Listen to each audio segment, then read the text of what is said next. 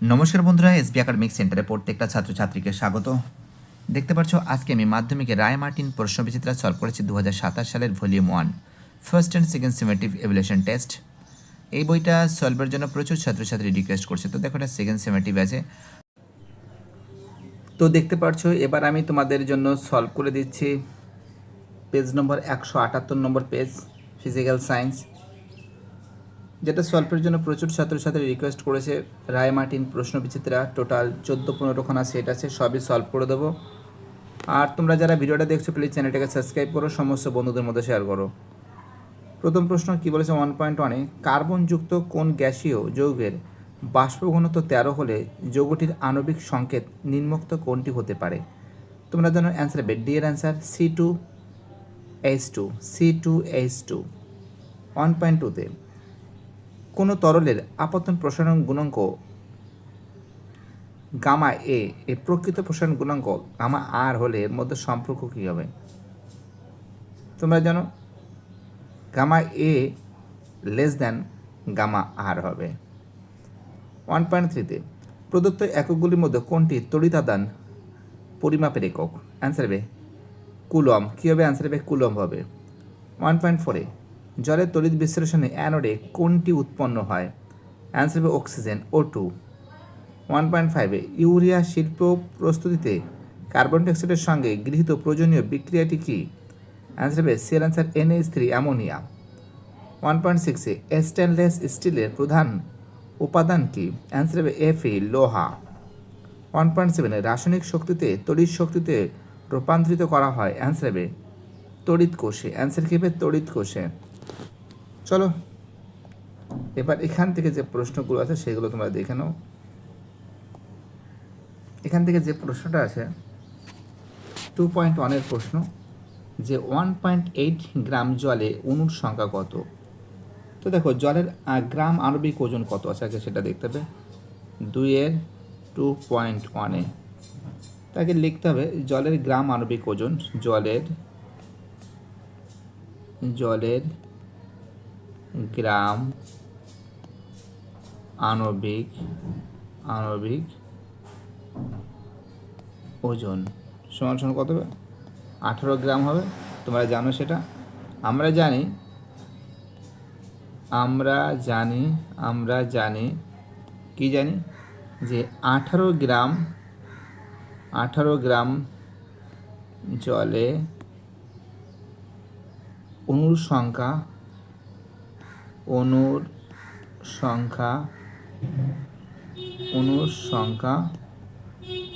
সমান সমান কত হবে?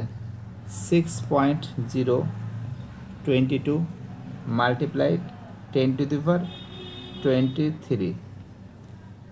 10⁻20 কি আছে? 10⁻23। ঠিক আছে, এটাই অ্যাভোগাড্রোর সংখ্যা, এটা কিন্তু অ্যাভোগাড্রোর সংখ্যা। সুতরাং 1.8 গ্রাম জলে অণুর সংখ্যা হবে, একবারে করে দিচ্ছি, কী হবে? 6.022 মাল্টিপ্লাই 10⁻23 আর কত আছে? 18 গ্রাম। আচ্ছা 1.8 গ্রাম, 1.8 বাই কত আছে? 18 আছে। তো এটা পয়েন্টের জন্য এখানে 10 বসিয়ে দিলাম। এই 18 কেটে গেল। এখানে 10 10⁻23 থেকে একটা 10 যদি বাদ যায় তাহলে কত হবে? 22 হবে। তাহলে কী হবে? 6.022 মাল্টিপ্লাই 10⁻22 অ্যান্সার হবে। ঠিক আছে, কী বলছে বুঝতে পারছো? দেখতে পাচ্ছ খুব সুন্দর করে সলভ করে দিয়েছি। 2.1-এর প্রশ্ন আছে। ঠিক আছে, চলো আমাদের পরের অঙ্কটা কী বলেছে, নেক্সট অঙ্ক অথবা দিয়ে 2.1-এর অথবা। তো দেখো এসটিপিতে 50 গ্রাম গ্যাসের আয়তন 44.8 লিটার হলে গ্যাসটির আণবিক ভর কত? তো তোমরা জানো, খাতায় লিখবে কিন্তু। এসটিপিতে 22.4 লিটার এল মানে লিটার, ঠিক আছে, লিটার। লয়সি টয়কারও দিতে পারো। গ্যাসের ভরই হলো, দরকার নেই বাংলায় লিখে দিই, এত লিটার গ্যাসের ভর ই হলো তার আণবিক ভর, তার আণবিক ভর। তো কত আছে? 44.8 লিটার গ্যাসের ভর। গ্যাসের ভর কত আছে? সমান 50 গ্রাম। তাহলে 22.4 লিটার গ্যাসের ভর হবে কত হবে? 50/2 সমান 25 সমান কত হবে? 25 হবে, তাই তো? চলো, হয়ে গেছে। আমাদের পরের অঙ্কটা কি বলেছে, মানে পরের অঙ্কটা দেখা যাক পরেরটাই কি আছে। আমরা আস্তে আস্তে যাব। দেখো 2.2 এর প্রশ্ন। 2.2 এর যে প্রশ্ন আছে সেটা তোমাদের সামনে তুলে ধরছি। 2.2তে বলেছে কোনো জাতীয় প্রসারণ তরলের নিজস্ব, কোন জাতীয় প্রসারণ তরলের নিজস্ব। তো দেখো এই যে 2.2তে বলেছে কোন জাতীয় প্রসারণ তরলের নিজস্ব। তো দেখো এর অ্যান্সার হবে, তো দেখো 2.2 যে প্রশ্ন আছে এর অ্যান্সার হবে তরলের প্রকৃত প্রসারণ তার নিজস্ব। অ্যান্সার হবে তরলের, উত্তর কি লিখবে? 2.2 এর লিখবে তরলের প্রকৃত প্রসারণ, প্রকৃত প্রসারণ তার নিজস্ব বৈশিষ্ট্য, তার নিজস্ব বৈশিষ্ট্য। ঠিক আছে, দেখো 2.3 প্রশ্ন কি বলেছে। 2.3 বলেছে তাপ পরিবাহিতাঙ্কের এসআই একক কি। তো দেখো অ্যান্সার লিখবে ওয়াট প্রতি মিটার প্রতি kelvin, W M -1 two K⁻⁻1। ঠিক আছে। 2.4 এর প্রশ্ন, একটি ধাতব পরিবাহিতাঙ্কের ক্ষেত্রে ওহমের সূত্র লেখচিত্রে অঙ্কন করো। তো দেখো এটা কিন্তু লেখচিত্র অঙ্কন কিন্তু তোমরা বইতে পেয়ে যাবে। এটা কিন্তু হবে লেখচিত্রটি হবে মূল বিন্দুগামী সরলরেখা। 2.4 এর অ্যান্সার হবে যে দেখো এটা চিত্রটা বই থেকে পাবে, তাও তোমাদের আমি দেখে দিচ্ছি। মূল বিন্দুগামী সরল রেখা। ঠিক আছে, কি বলতে বুঝতে পারছো? মূল বিন্দুগামী সরল রেখা হবে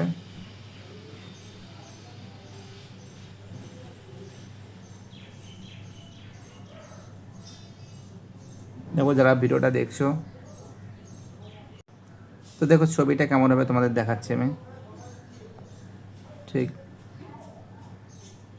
দেখালাম।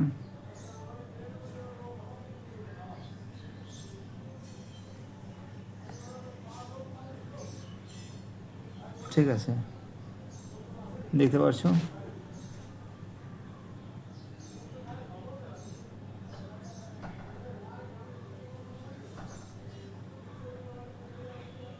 এরকম করে যাবে।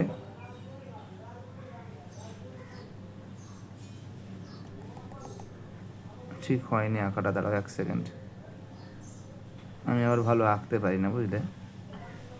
এরকম করে যাবে, ঠিক আছে। তো এখানে লিখবে হয়েছিল ওয়াই, এটা লিখবে হয়েছিল মূলবিন্দুগামী, এটা এক্স, এটা বিভব প্রভেদ, এটা হবে কী হবে বিভব প্রভেদ, এটা তড়িৎ প্রবাহ মাত্রা হবে। এটা কি লিখবে? তড়িৎ প্রবাহ মাত্রা। এটা হবে মূল বিন্দু, মূল বিন্দু। ঠিক আছে, এটা তড়িৎ প্রবাহ মাত্রা আই দ্বারা প্রকাশ করা হয়। ঠিক আছে, দেখতে পাচ্ছ খুব সুন্দর করে ছবিতে এঁকে দিয়েছি। চিত্রটি মূলবিন্দুগামী সরল রেখা হবে। চলো আমাদের পরের প্রশ্ন কি বলেছে দেখা যায়। খুব সুন্দর করে প্রত্যেকটা প্রশ্ন কিন্তু সলভ করে দেওয়া হচ্ছে। যারা ভিডিওটা দেখছো সবাইকে অসংখ্য ধন্যবাদ জানাই। চলো আমাদের পরের প্রশ্ন। আমাদের পরের প্রশ্ন বলেছে 2.5-এর প্রশ্ন।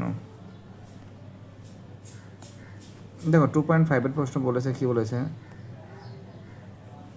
বলেছে বাল্যচক্রে ঘূর্ণনের অভিমুখ কোন সূত্র দ্বারা নির্ণীত হয়।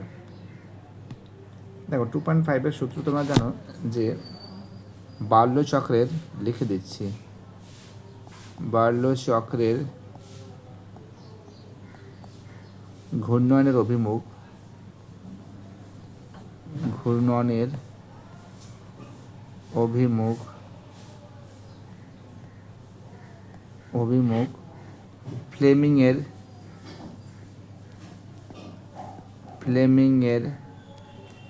বামহস্ত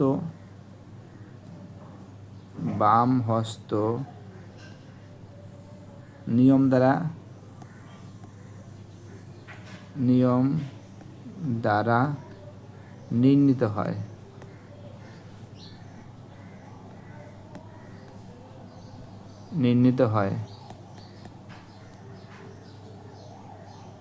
2.6-এর যে প্রশ্ন বলেছে দেখো কি বলেছে। ও স্যার আর একটা আছে 2.6 না, 2.6-এর না, 2.5-এর অথবা আছে, এবার অথবা একটা কোশ্চেন আছে। বলেছে ফিউজ তারের উপাদান কি। দেখো টিন আছে, ফিউজ তারের উপাদান কি আছে, টিন আছে।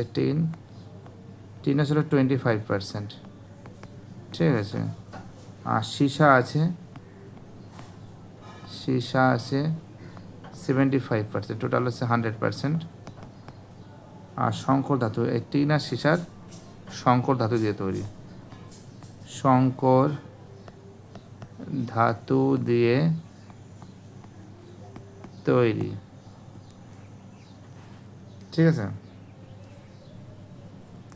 2.6-এ ক্যাটায়নগুলি কোন তড়িৎদ্বার থেকে ইলেকট্রন গ্রহণ করে। তো দেখো 2.6-এর অ্যান্সার হবে যে ক্যাটায়নগুলি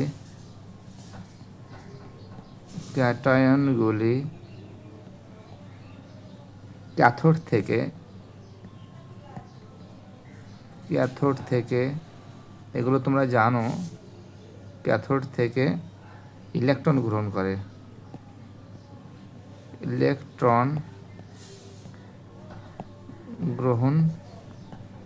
করে, ঠিক আছে।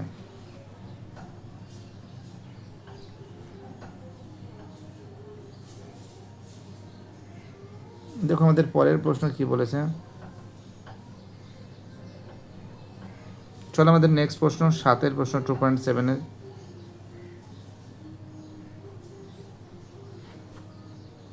চলো মুছে দিচ্ছি এটা। 2.7-এর প্রশ্ন একবারে নিয়ে নিয়েছি এখানে যাতে সুবিধা হয় তোমাদের। এক সেকেন্ড। 2.7-এর প্রশ্ন, সত্য মিথ্যা লেখো। অ্যানোডে মাডে AgAuPt ধাতুগুলির মিশ্রিত অবস্থায় থাকে।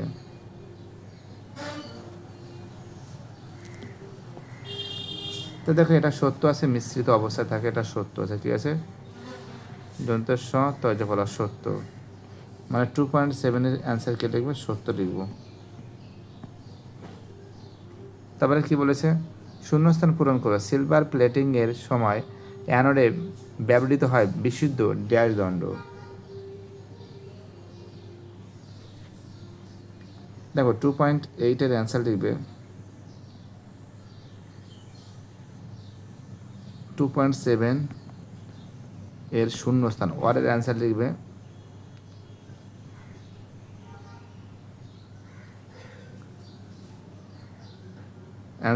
চলো রূপা, বিশুদ্ধ রূপা, বিশুদ্ধ রূপা বা সিলভার দণ্ড, সিলভার ব্র্যাকেট ক্লোজ দণ্ড। 2.8 সত্য মিথ্যা লেখো। H2S hydrogen sulphide ক্ষারধর্মী gas. তো দেখো এটা তো মিথ্যা আছে। কেন মিথ্যা আছে? কারণ H2S কিন্তু H2S এটা মিথ্যা লিখবো না, এইভাবে লিখে দেয়। 2.8 মিথ্যা। কেন মিথ্যা? সঠিক অ্যান্সারটা কি উচিত ছিল? সঠিক অ্যান্সারটা ছিল H2S হাইড্রোজেন সালফাইড একটি মৃদু মৃদু অম্লধর্মী অম্লধর্মী গ্যাস।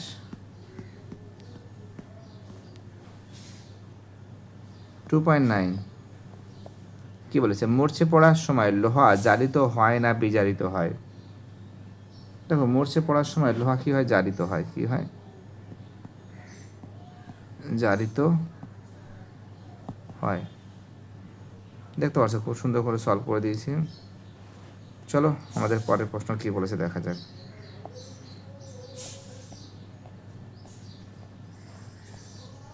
এবার এখান থেকে কিছু প্রশ্ন আছে দেখো।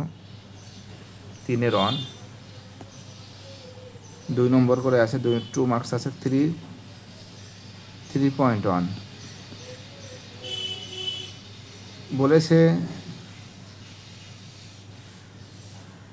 বলেছে কোষের তড়িৎচালক বল ও বিভব প্রভেদের মধ্যে পার্থক্য। দেখো এটা বইতে আছে বুঝলে, তাও তোমাদের একটু হালকা বলে দিচ্ছি, তোমরা বই থেকে পড়ে নেবে। একটু বলছি হ্যাঁ। তো এখানে এদিকে আমি ভাগ করে দিচ্ছি, এটা তড়িৎচালক বল, এটা বিভব প্রভেদ। তোমরা লিখতে পারো মূল বর্তনীর কোষের 2 প্রান্তের বিভব পার্থক্যকে বলে। মূল বর্তনীর একটু লিখছি হালকা, এটা হলো তড়িৎচালক বল লিখছি প্রথমে, আর এখানে বিভব প্রভেদটা এইদিকে লিখছি। একটুখানি লিখে দিচ্ছি মূল বর্তনীর বা মূল বর্তনীতে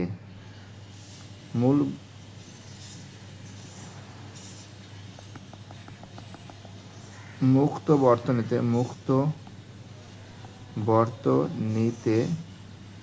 বর্তনীতে কোষের 2 প্রান্তের বিভব পার্থক্যকে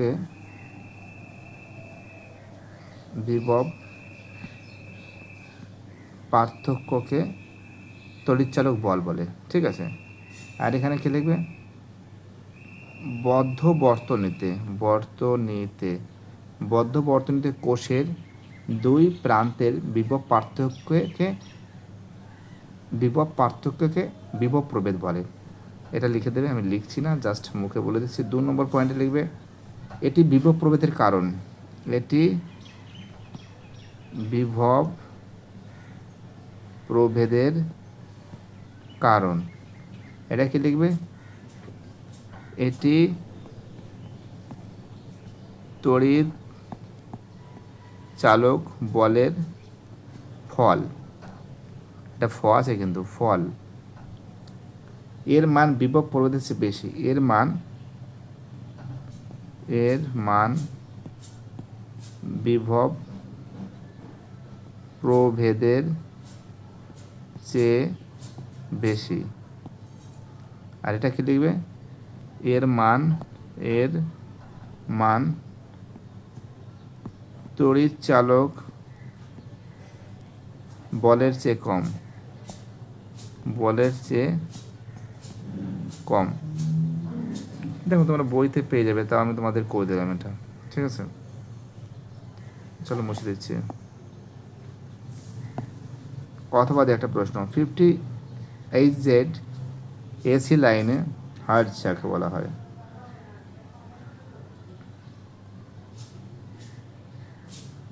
প্রতি চক্রে 2 বার করে, মানে 100 বার যদি হয়।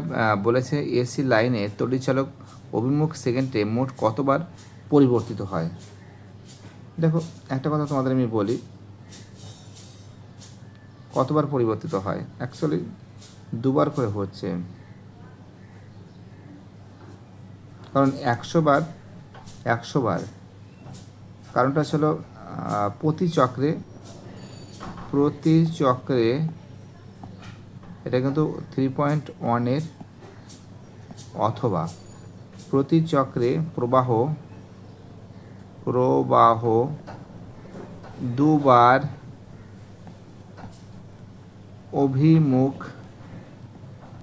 অভিমুখ বদলায়, তাই 50 × 2 = 100 বার। 3.2 বলেছে ওলিয়ামের সংকেত লেখো রাসায়নিক নাম। ওলিয়ামের সংকেত কি আছে? ওলিয়ামের সংকেত ছিল H2S2O7। এর রাসায়নিক যে নাম আছে, রাসায়নিক নামটা হচ্ছিল পাইরো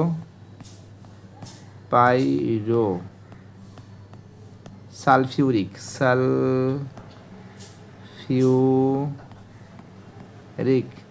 পাইরোসালফিউরিক অ্যাসিড, বা তোমরা ইংলিশে লিখতে পারো PYROSULPHURICACID,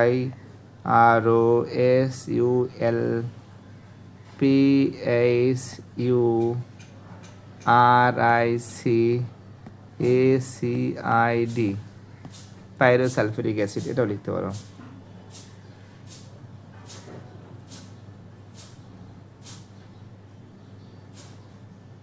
পরের প্রশ্ন আমাদের নেক্সট কোশ্চেন 3.2 এর অথবা যে প্রমাণ করো অ্যামিনোতে হাইড্রোজেন বর্তমান। এটাকে একটা শর্টকাট বুদ্ধি দিতে পারি, যদি আমরা সোডামাইড যাকে বলা হয়,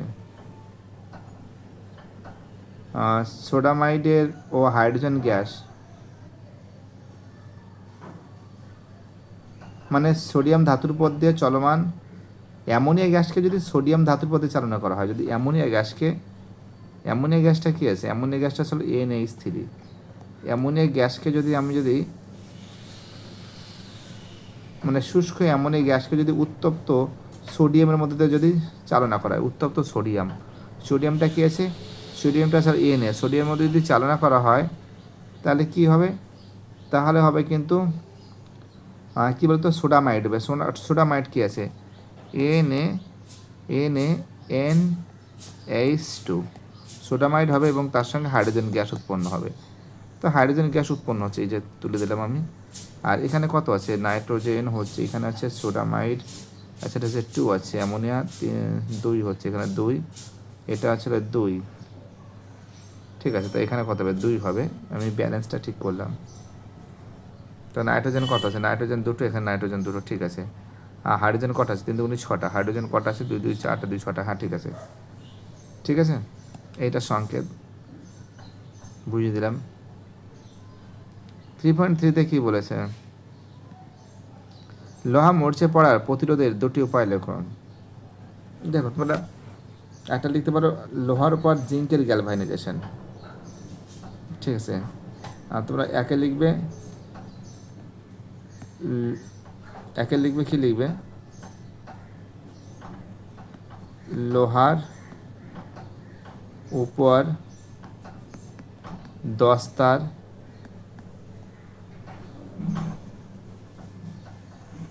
মানে কি ZN প্রলেপ, দেখো গ্যালভানাইজেশন, এটাকে কি বলে, গ্যালভানাইজেশন। আর 2 নম্বরে তোমরা লিখতে পারো রং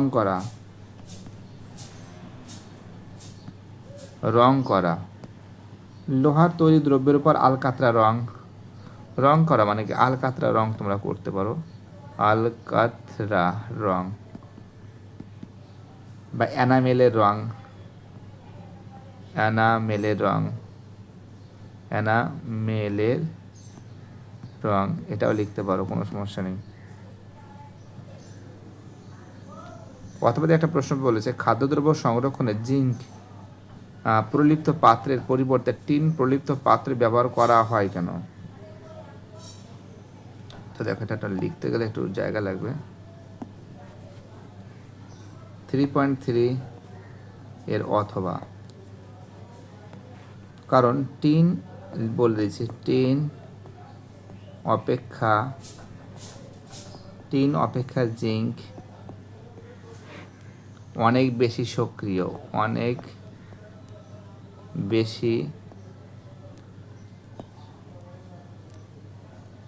সক্রিয় ধাতু।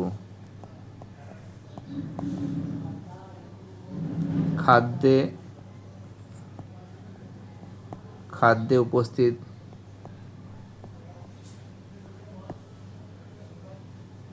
জৈব অ্যাসিডের সঙ্গে জিঙ্ক বিক্রিয়া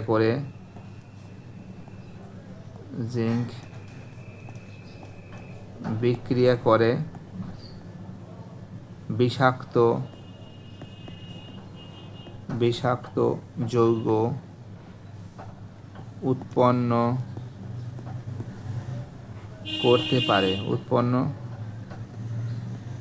করতে পারে, যা শরীরের জন্য ক্ষতিকারক। কিন্তু টিন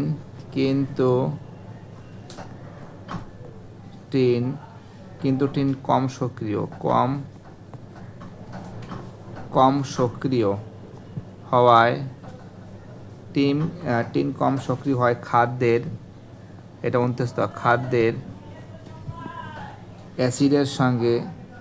খাদ্যের অ্যাসিডের সঙ্গে সহজে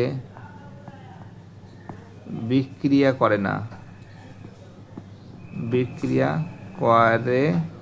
না, তাই নিরাপত্তার খাতিরে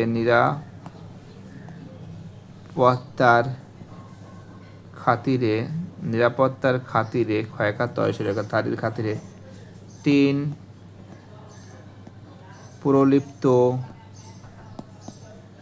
প্রলিপ্ত পাত্র ব্যবহার করা হয়। তো দেখো সত্যি কথা বলতে কি বলতো, যেহেতু লিখছি তার জন্য একটু বা হাতের লেখা আশা করে বুঝে যাবে তোমরা। আমি আরেকবার পড়ে দিচ্ছি, একটু কালারিং নিয়ে নিই, একটু কালার করে নিই। হ্যাঁ ঠিক আছে। দেখো যে টিন অপেক্ষা জিঙ্ক অনেক বেশি সক্রিয় ধাতু। খাদ্যে উপস্থিত জৈব অ্যাসিডের সঙ্গে জিঙ্ক বিক্রিয়া করে বিষাক্ত যৌগ উৎপন্ন করতে পারে, যা শরীরের জন্য ক্ষতিকারক। কিন্তু টিন কম সক্রিয় হওয়ায় খাদ্যের অ্যাসিডের সঙ্গে সহজে বিক্রিয়া করে না, তাই নিরাপত্তার খাতিরে টিন প্রলিপ্ত পাত্র ব্যবহার করা হয়। তো দেখতে পাচ্ছ খুব সুন্দর করে সলভ করে দিয়েছি। যারা ভিডিওটা দেখছো, যারা চ্যানেলের সঙ্গে যুক্ত আছো, যারা চ্যানেলটাকে সাবস্ক্রাইব করেছো, যাদের সাপোর্ট আমি পাচ্ছি তাদের আমি অসংখ্য দেখো তড়িৎচালক বল ও বিভব প্রভেদের পার্থক্য দেখো এখানে আছে। আমি না তোমাদের সেই সময় দেখাতে পাইনি। দেখো এক সেকেন্ড। তড়িৎচালক বল ও বিভব প্রভেদের মধ্যে পার্থক্য দেখতে পাচ্ছেন।